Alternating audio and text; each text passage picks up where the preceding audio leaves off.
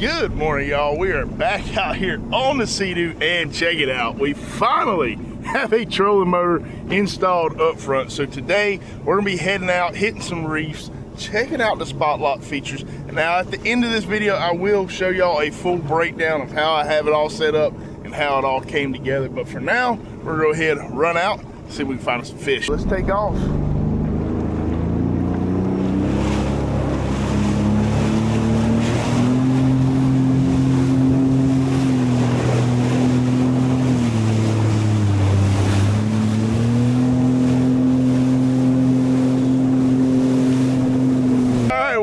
Made it out to the spot, and it is absolutely rough out here today. I mean, I'm not sure these cameras do it a whole lot of justice, but it took us about an hour to get 6 miles out, just creeping out here. Big waves rolling by, but we're gonna try to drop down, pick up our snapper, maybe do some other stuff, move a little bit in. I don't think I'm gonna test my motor out here just because it's really rough. And I'd rather be in a controlled environment when I start working through it. So anyways, let's go ahead and rig up, drop down, see what we get. All right, so we got an old Spanish mackerel that we had in the freezer. So we're just gonna take this guy, cut it up into big chunks, and we're gonna drop this guy down. We've got a simple knocker rig, 8-ounce weight right there, 6/0 circle hook. And we're just gonna take that Spanish, feed it through there, and we're gonna try to bury that hook and double it back in there. Something like that right there should get it done. Let's send it down. Come on, get it. Got him, got him. There we go. Come on up. Woo. Got some decent deeds to it. Should be a legal fish. Yeah, that's a keeper. Now, because it's rough, we ain't playing around out here. We're gonna put our keepers in the box. And as you can see, my whole left side of my ski is filled up with water right here, so I'm gonna have to run that out in just a second. Well, not a giant, about an 18-inch snapper right there. This guy is gonna be going in the box. Got to be real careful on my transfer here. We don't need them flopping in the box. We're gonna go ahead, cut up another section of this old Spanish right here. I would say swapping out one small Spanish for a couple of legal snapper, I'd say is a pretty fair trade. And I am trying to go with some bigger chunks, just to try to get some of those smaller fish to not mess with it. Send her back down, looking for one more snapper. Come on, get the bait. Ah, that was a good one. I think he got my bait on that one. We'll leave it down there for just a second to make sure, but I'm fairly positive that one got my bait. There we go, fish on. That's a good one. That's gonna be our second keeper.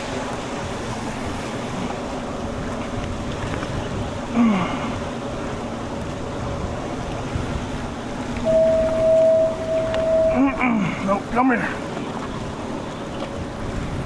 There we go. Get in the boat. Boom. Well, that one, boy, he just cut me. Look at that right there, y'all. Nothing bad, but trying to get the grips in, he shook and sliced my finger. Definitely got to be careful working with these fish in close quarters like this. Can't really get away from them. Don't have a whole lot of room, but it's all part of it. Look at that. Keeper red snapper number 2, sitting around 20 inches or so. These are perfect eating size. I ain't mad at them at all. We're gonna go ahead, toss this guy in the box.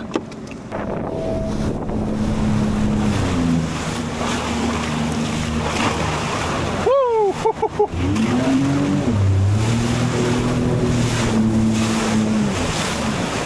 All right, so we got another chunk of Spanish hooked up right there. You know, this may be an unpopular opinion because Spanish mackerel is pretty decent to eat. but it makes amazing bait. It's very oily, it stays on the hook a long time, and it just gets big bites. We are on a different leg. We were on that leg where that boat's sitting at right there, but I do think I've dialed in the snapper on there, so Kyle shifted into that position, and I'm gonna see if I can't pick up something on this leg. That was a, come on, give me something good. Yeah, oh, biggin. Come on, get up. Yeah, that one's digging on me. Come on. That's gonna be another keeper. Woo! Oh no, don't tell me he got shark. Get up. Get up. Oh my gosh. I think that's a big snapper. Oh my gosh, get up. No! Damn. That was a big one. Ah! He got off right under the boat. Well, that is the heartbreak. That is fishing. And that's what gets us to keep coming out here and trying it again. That was an absolute stud. I know with the wind, you couldn't really hear it, but it was rip and drag. There was maybe a moment there that I thought it could have got shark, but I don't think that was the case. I think it was just a big snapper. Well, we are re-rigged and ready for redemption. You gotta get it in your mouth, dude. Come on, big thump, big thump. He's on. Fish on. Not a big one. Coming up very easily. I think it might be a keeper though. Nah, that's a throwback right there. Little fella was hooked right through the gill plate. See, dude. Y'all check out that big old chunk right there. If that don't get a big fish, I don't know what will. Going down, we're getting bites. We're getting small bites. That's not a small bite.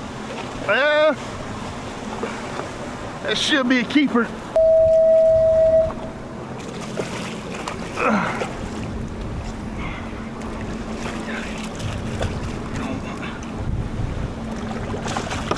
All right, well, I tried to help Kyle out. He said he wants to catch his own. Very respectable. And I actually think he's got some in the box right now, but this one's bigger than the first one that we caught, but we already got our two in the box, so we're gonna be letting this guy go. Now, I have hooked cobia off of this rig. I've never landed them, but there are also a ton of mangrove snapper that live down there, so hopefully we can get something beside these red snapper to eat. Eat it. Got them. Got them. Oh yeah. Good fish. Oh my gosh. Get up. Gotta get them up. This is gonna be the biggest one of the day by far. Yeah. Look at that one. You sure you don't want them? Yep. Get in here. Boom. Today is July 30th. Snapper season has been open since Memorial Day, so basically the beginning of June into May, and you can still catch decent snapper out here on these oil rigs, which they get hit really hard. But if you're throwing either live bait or some big fresh chunks of, say, Spanish mackerel, those bigger fish will come out there, get them to bite, and yeah, just make for some awesome memories and some great meals. So we're gonna go ahead, bleed this guy out, And Kyle said he did want to keep this one because it's a decent sized one. So we're gonna go ahead, give him this guy. I think we're gonna head in and I'm gonna give y'all the rundown on the trolling motor and then take y'all back to the house and we're gonna cook up some of this fish for y'all. So we've made our way back in. I just want to show y'all this motor real quick, and I have never turned it on. I've not turned it on or used it yet. And I think we're gonna have to use the gaff to reach up there and hit the power button. I probably should have did that before. Yeah, there we go. All right, so we got it powered on, and go ahead and power up our remote. And let's see if we can drop her down real quick. All right, so we got our motor in place. Let's hit spot lock. All right, our motor's moving. Yeah, all right. So now we have spot lock, y'all. And this motor does so much more. Just kind of wanted to show y'all it in use. I wish we could have used it offshore today, but around those oil rigs, the spot lock GPS can easily be thrown off by the rig. And if that happens, like the motor's just gonna take off full speed forward and it's basically looking for its position. And if that were to happen, it's gonna ram me into the rig. And with those waves and stuff out there, like that could have easily possibly turned the steer over. So I was just a little sketched out using it, but we do have it in place right here. It seems to be holding us in some strong current. We got the pass right there. But yeah, so awesome. Anyways, I'm gonna talk to y'all a little bit more about this in depth in a very, very near future video. I'm gonna do a full walkthrough of my entire ski, how I have everything set up to include the motor, the mount, and everything else. But yeah, we're gonna go ahead and take it to the house and cook up some fish for y'all. All right, well, we are back at the house now. What a rough day. I mean, there were some swells that came up over the bow that were just, I mean, I feel like they were 4 or 5 footers, but check it out, y'all. Today is a special day for me. I turned 40 years old today and got to get out there and get offshore, so that was awesome. So the wife has something planned this evening. We're gonna go out to eat and we're gonna whip up this fish for lunch though. So I'm thinking, what would I make myself for my birthday lunch with these red snapper?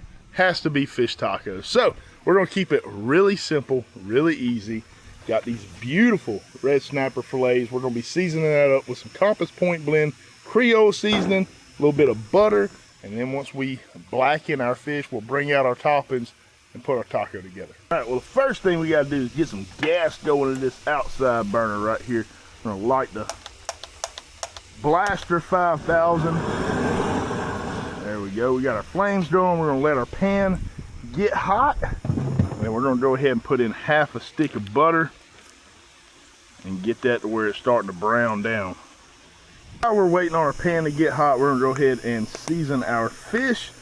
And we wanna give it a decent coating on both sides right here. Give her a little flip-a-rooski.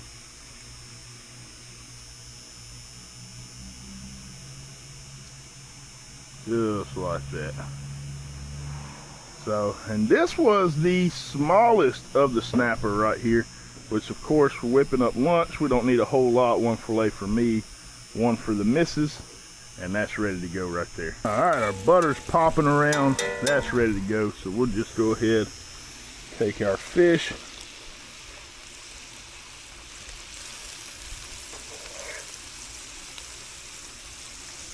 All right, we're just gonna let it sit there till we see the color climb through it, give it one flip, and we'll be eating real soon. So we got some great color here. We're gonna go ahead, see if we can give it a flip with the old tongs.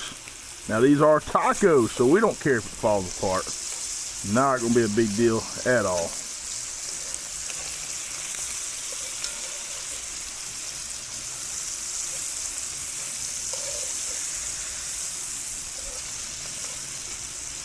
Look at that, already getting some good flaky separation right there. We might be 2 minutes out, maybe just cook it just a bit on the other side. Let's say 2 minutes out, we're ready to eat. All right, our fish is smelling and looking absolutely delicious. So we're gonna go ahead and pull it off.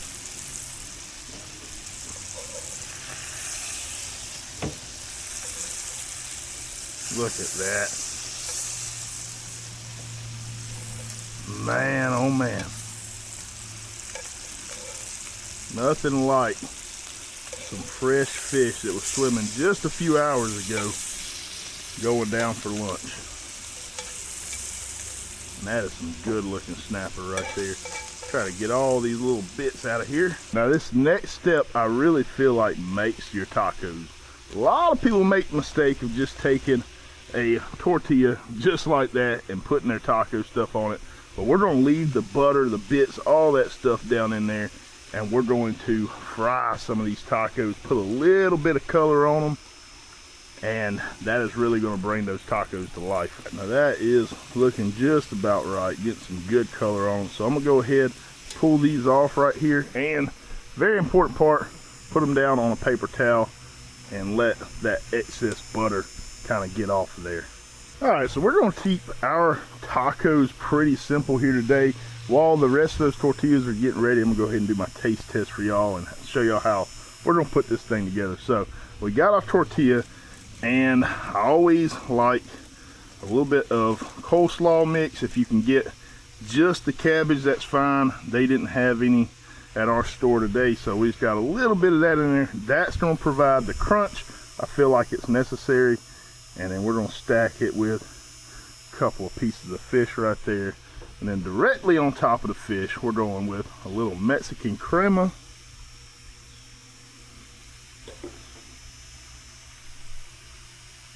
Some pickled red onions, absolutely essential. And then we got our citrus element right here. Add in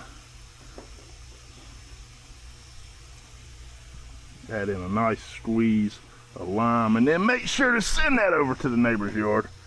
And then go in with a couple of pieces of jalapeno.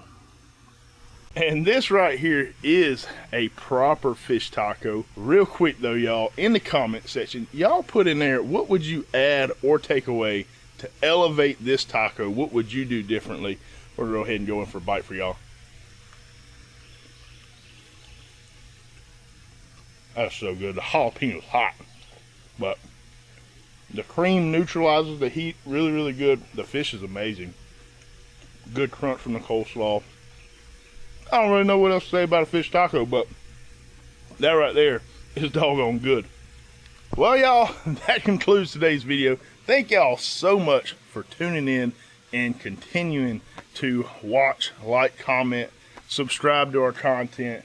And it just means a whole lot. We've been doing this for 10 years now, and I don't see us stopping anytime soon. Hopefully we got 10 more great years in us, but just an amazing time out here. And yeah, I hope y'all enjoyed the video. If y'all did, hit that like button, comment with any questions, subscribe if you haven't already. We'll see y'all on the next one.